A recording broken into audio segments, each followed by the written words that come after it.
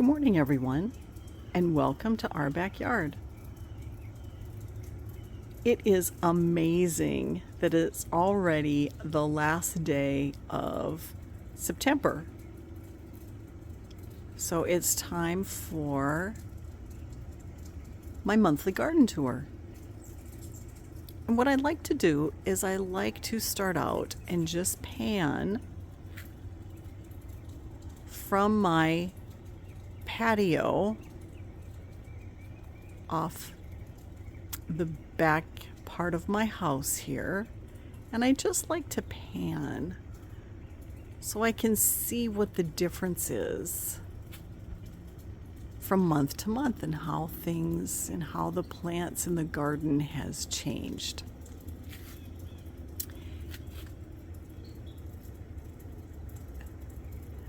So what then I like to do is I like to start off in a particular area, in a different one each month. So on this last day of September, I'm going to start off with lantana, because lantana has been the workhorse of my late summer garden, especially with the brutal heat and brutal summer that we've had this year, and very dry.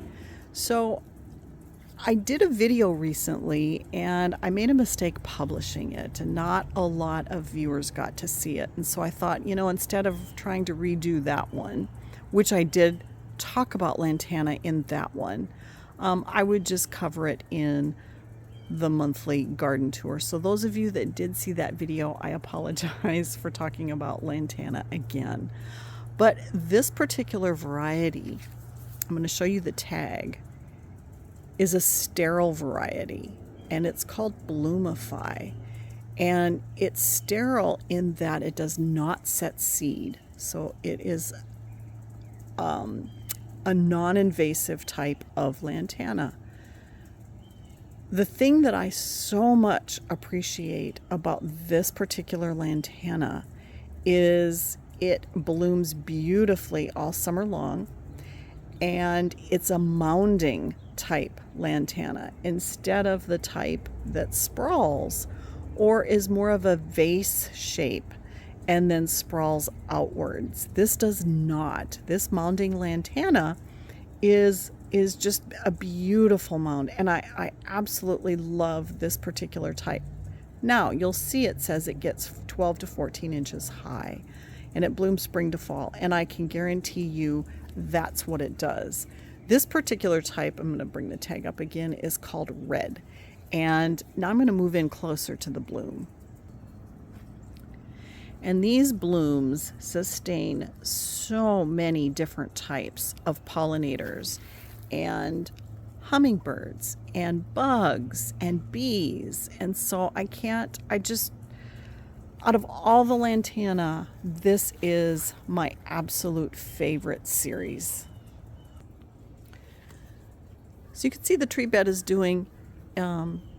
perky in most of it, and I am going to show you the part that I'm very disappointed in. But Greg's mist flower is also doing well. It's a butterfly favorite. It's a native to Texas. And in particular, the monarch butterflies and the queen butterflies flock to this. The foliage had no damage at all during our brutal heat. Okay, and I'm going to continue this way around the tree bed. And this lantana is also in the Bloomify series. And it is rose. Same thing. So on the back of the tag, it's the same as the red. And I just have enjoyed the lantana. I've not cut it back, and as you can see, it is starting to tangle here a little bit with the next plant next to it, which is Kufia. This is also a hummingbird favorite. You can see why, because of these elongated flowers, little tube shape, and the hummingbirds just put their beak in there and come down and drink freely. The bees go at the base or the petiole, and they get the nectar, steal the nectar from the base. So as I continue around my tree bed, I've got my salvia leucantha. And last month, a month ago, the August garden tour, it was blooming beautifully. That was probably more of its height. Now it's declining somewhat, and that's okay. I've just been so happy with how it has performed in our brutally hot summer. Okay, as you can see, I've got a bee buzzing me. He's not happy I'm back in here, but I want to go to this other side, so let me get there. And this is where I have my salvia planted. And the pink salvia that you see here is the Amante. And the Amante and the Amistad are also pollinator favorites. The problem is I think I've lost the biggest of my salvia plants, and this one is Amistad, and look at it. I am just not happy. Look at that. So Amistad is this beautiful, gorgeous purple flower. And I do want to share with you what I've noticed, and I've been trying to find out more about the Granitica type salvias, and every single Granitica type that I've had has done poorly this year. So I've had Amistad, which is a hybrid from that, Amante, which is still doing okay, not like the Amistad. I've had Rockin' Fuchsia, I've had Hummingbird Falls, and those all have died, and I'm just shocked. I don't know if it's the 110 plus heat and humidity where it's just said, nope, I'm out. And so I'm going to have to be taking this out. Very curious. I did not have that issue with any of the Granitica types last year. So if any of you know anything about this, I'd be really curious to know if that type just does not do well in excessive high heat. So anyway, thank you. That's the tree bed. So as I continue on, I'm going to just come over and take a look at the trellis bed. And the trellis bed is right next to it. Got the gorgeous porterweed.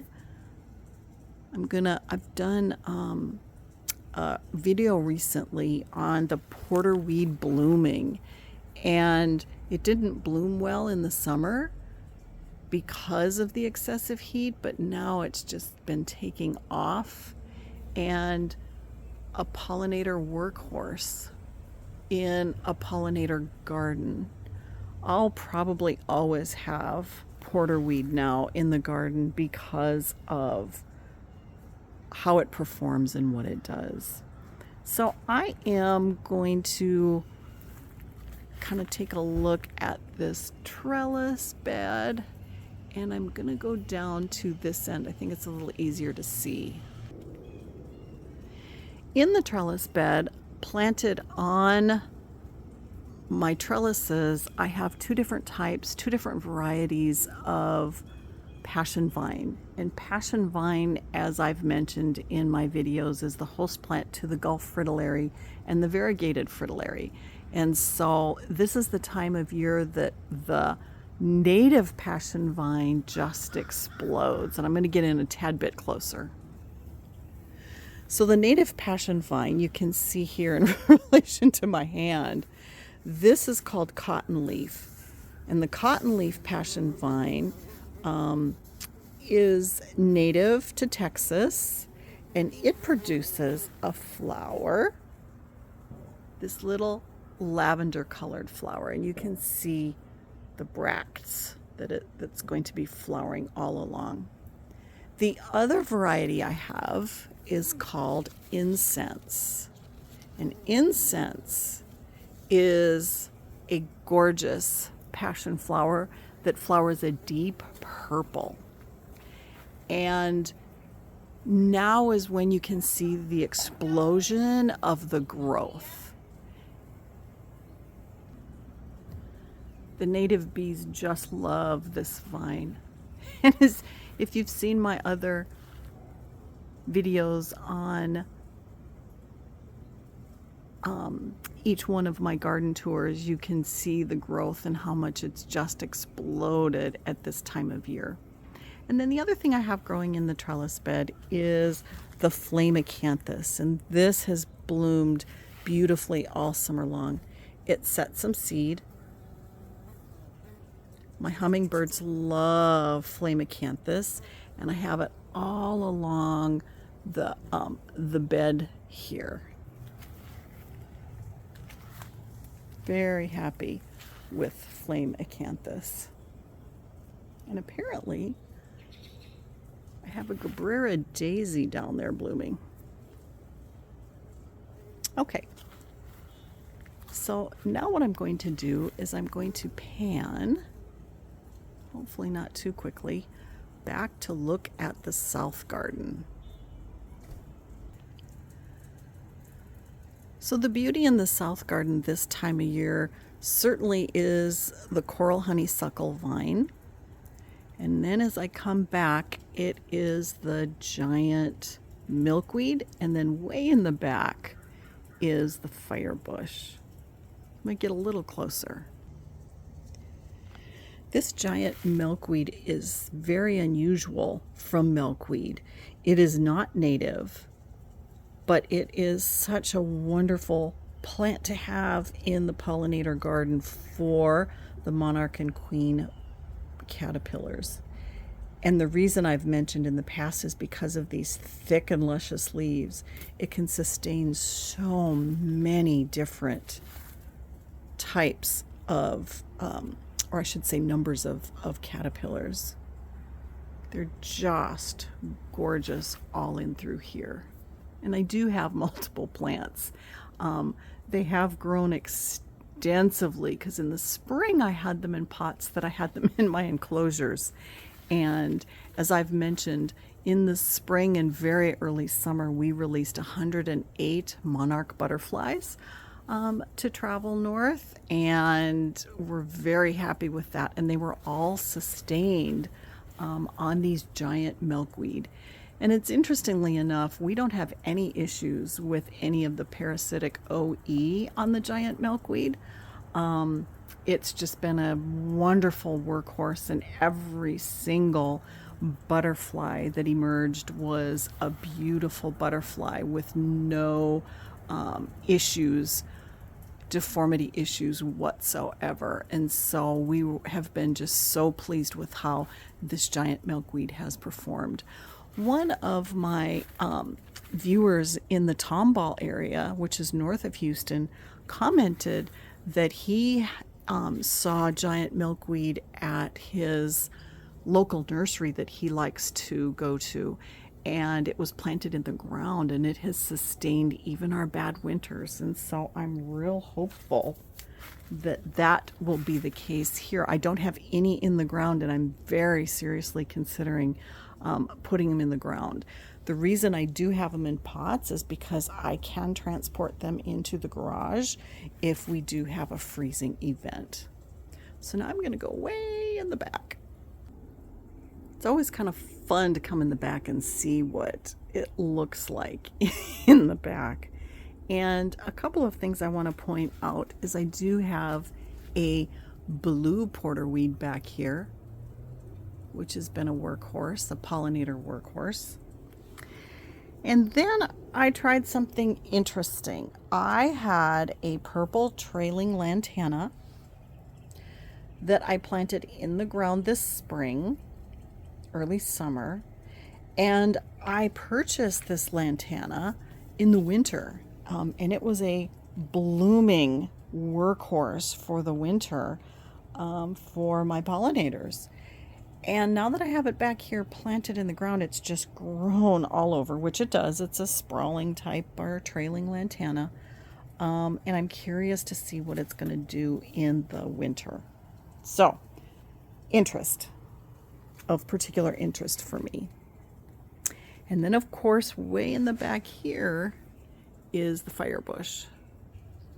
And the firebush is also a pollinator workhorse because it just flowers beautifully, and I didn't have any issues with it this summer, in this summer's heat. This is firebush's bloom close up. Tiny little tube-shaped flowers. So this is a look way back in the southern part of, way back of the bed. And as I pan out towards the more front part of the bed, I've mentioned in prior videos that I've been experimenting and I've tried planting in pots back here. And it's been very successful. I don't necessarily like how they look, but at this time of year you can't really necessarily see the pots because there is so much growth. And I've got some butterfly bushes, a Miss Molly butterfly bush, and I've got some salvia leucantha, which is a native salvia, and things are looking pretty healthy back here. So as I look at the front, I have a Lo and Behold butterfly bush. I have a little Joe Pye weed that's fizzling out, and some volunteer coleus are coming up. Here's the salvia leucantha, and then I have another lantana, and I'm going to kind of come in on this lantana. This lantana, as you see, is growing up more like a vase. See that growth? It's not a mounding habit. And even though when I purchased it, it said it was a mounder, it's not. Come down and look in here. It's more like a vase. And this lantana has not performed, even though it's in full sun, like my other Bloomify series has. And so I just wanted to show you a difference. Yes, I have this one in a pot. It's supposed to perform well, and not been very, very happy with that. I did want to make mention of this pot. This is totally volunteers, and it is the native salvia leucantha from my salvia leucantha that's planted in ground over here. This has come up just within the last month. I looked at last month's video, and it was not prominent anyway. And fascinatingly, I have a white variety in here, which is really pretty, and it's all throughout here. So go figure. This happens to be a huge pollinator magnet. The bees are on this, the native bees, bumblebees are on this salvia all day long.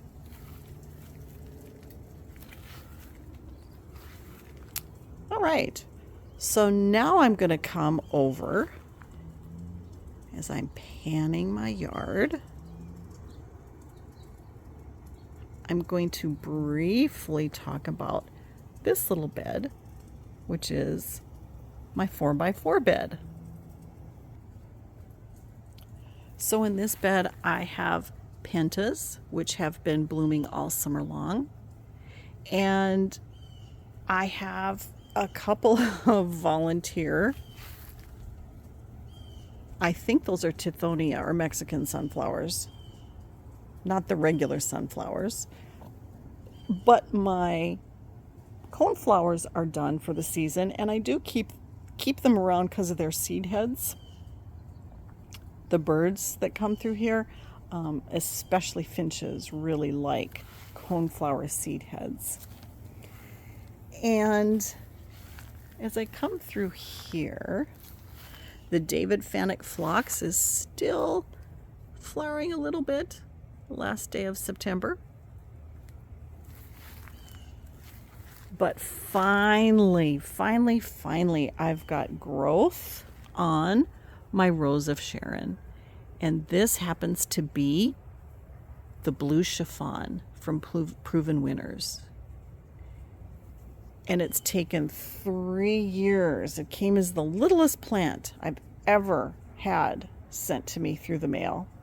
And it is now finally getting some height, and it is growing. Very happy with that. And in the back I have Volunteer Ageratum, and that was reseeded from last year. So I was really happy with this little bed. Trying to debate. Should I keep those guys? I don't know. Pentas I need to do some pruning on the pentas here.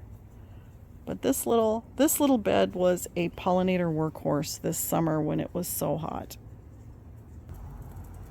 Okay, now from the south area, I've got close to the house some red Turk's cap, another porterweed, and then on the concrete patio I have potted plants. And so I'm just going to get a little bit closer as I go this way. I've mentioned that my Turk's cap didn't appreciate the yucky, hot summer, but it has still performed, and it's blooming beautifully. These bloom almost like a hibiscus that doesn't open up, which is a native to Texas. Turk's cap is. It's reliable. This gets morning sun, and then it's shaded in the afternoon. So it was protected from our brutal heat. It still did not care for the summer that we had this year. And then here I've got a coral porterweed, and it kind of looks somewhat like the red. It's not red. They call it coral. It has a large, thicker bloom stalk like the purple does. And this has just been blooming gorgeously next to the house. And it's fun because this is my kitchen window, and I see the hummingbirds here every day. You get to see them up close and personal.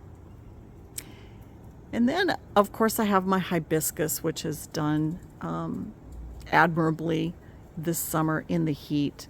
But I do want to make a comment on a plant that it was new for me this year, and that happens to be Terrenia. So my planter is kind of flopped over now.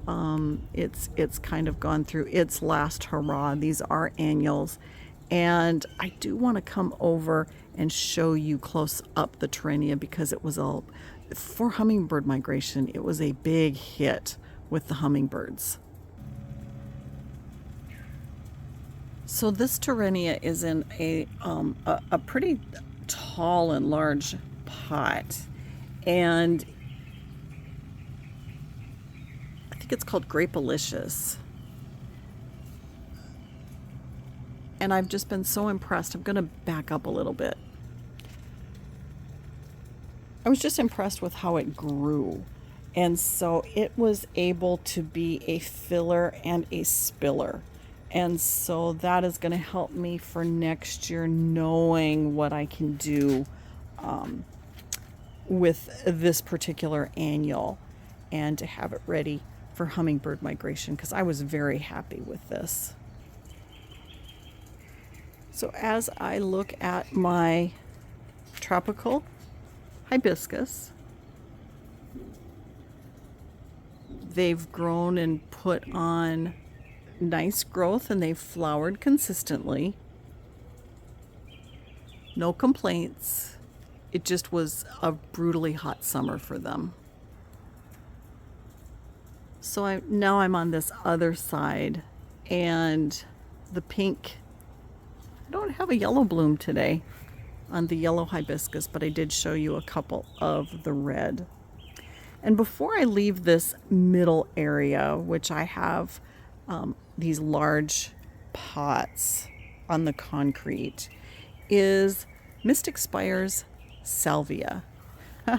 And Mystic Spire's has bloomed and bloomed and bloomed and continues to bloom. I can see why it is a favorite of so many gardeners. It is so reliable.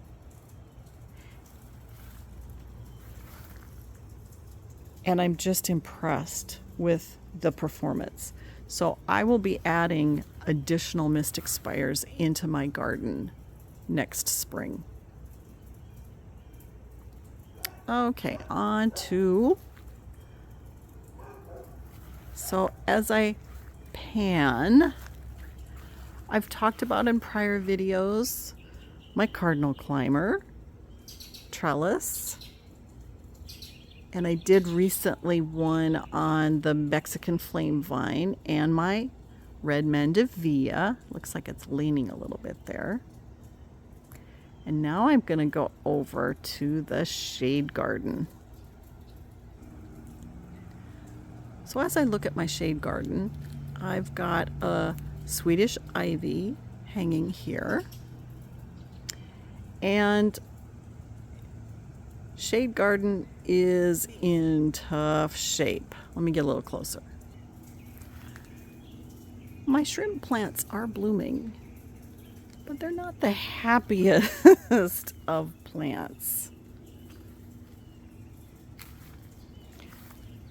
Earlier in the season, they were just covered in blooms, and they're doing okay. They've put on growth, but they certainly didn't like the heat that we had. Understandable. So now I'm going to come in and take a look at the blooming coleus. So in my shade bed, I had coleus and caladiums and two sweet potato vines. And the two sweet potato vines are still doing okay. And I mentioned in a video about my coleus, and I do let them go to seed, meaning I let them flower at this time for the hummingbirds, and I did a video on this, but I am going to show you the good, the bad, the ugly, and this is ugly right now, and that's okay. It's still flowering. My pollinators are still loving the coleus flowers.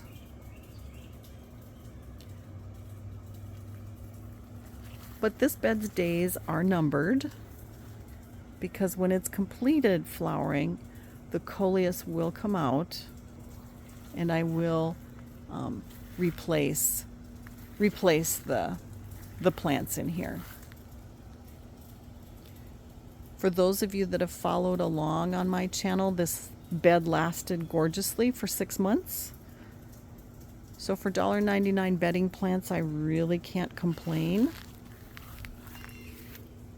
Of course, I would have liked to have them lasted a little bit longer.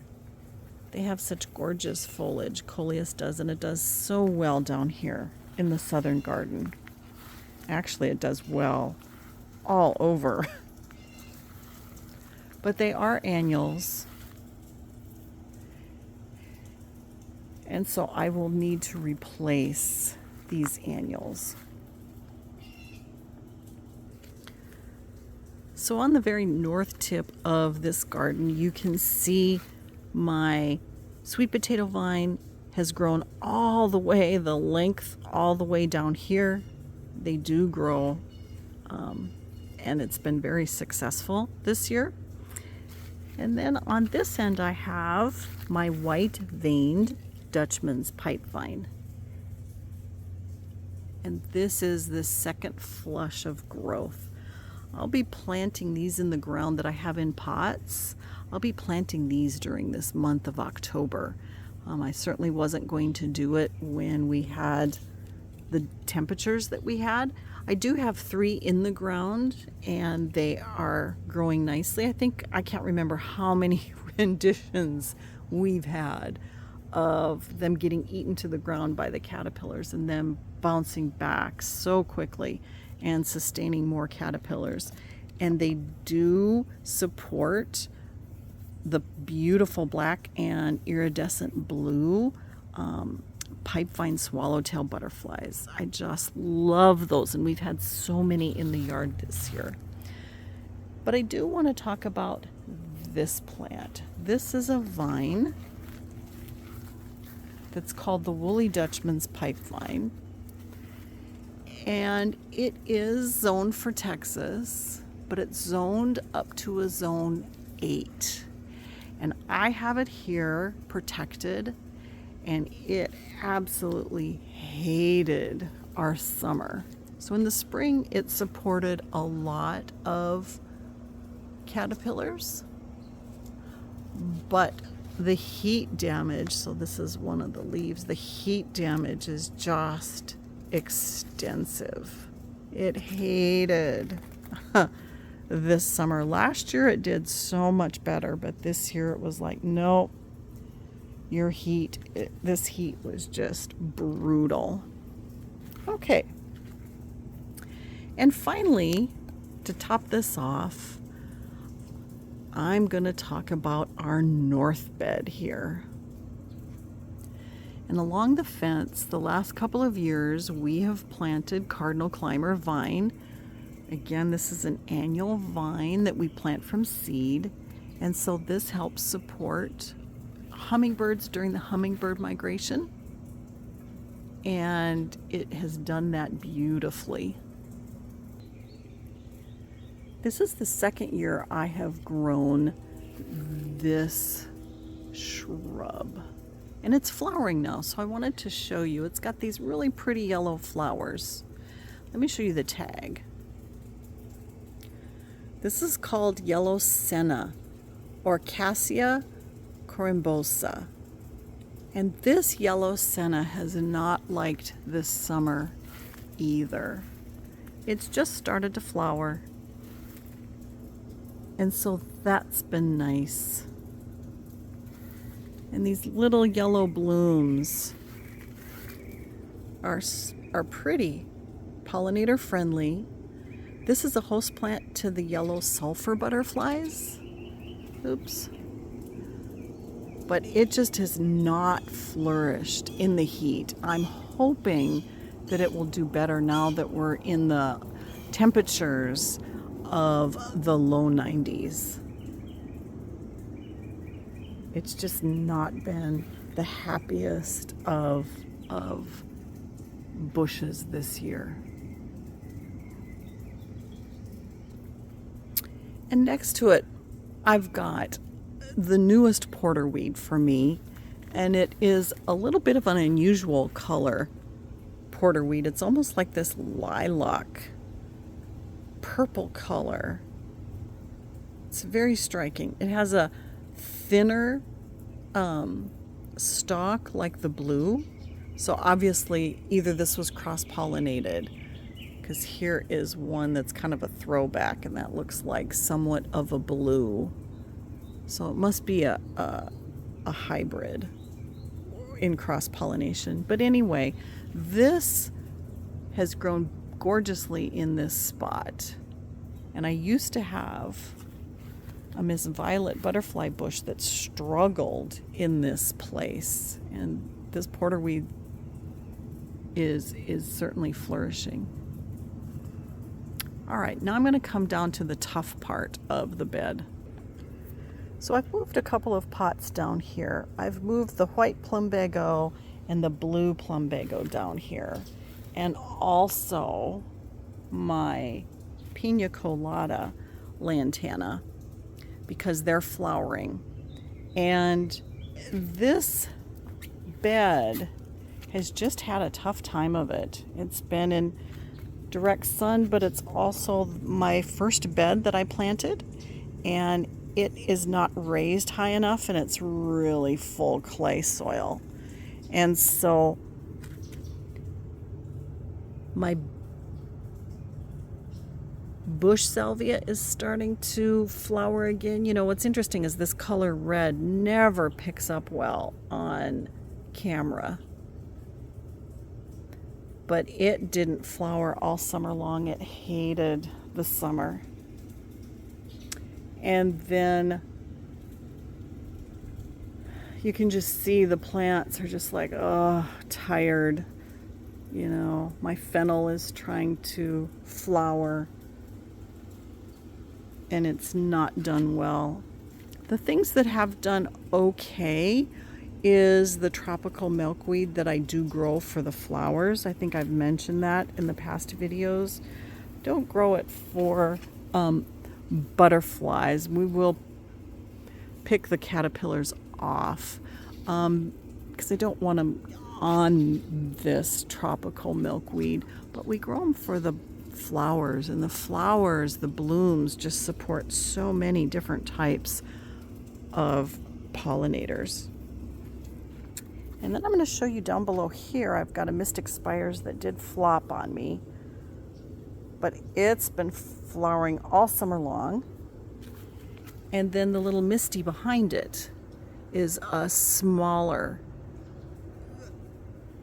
variety, close to the mystic spires. It's like mystic spires, but it's a smaller variety, and it has been flowering all summer long. And then on the end, I've had the blue butterfly clerodendron that a few days ago just had a huge another flush of blooms. So now that it's cooler, meaning low 90s, right? Low to mid 90s, it's able to start flowering again. This ended up being a little bit longer video.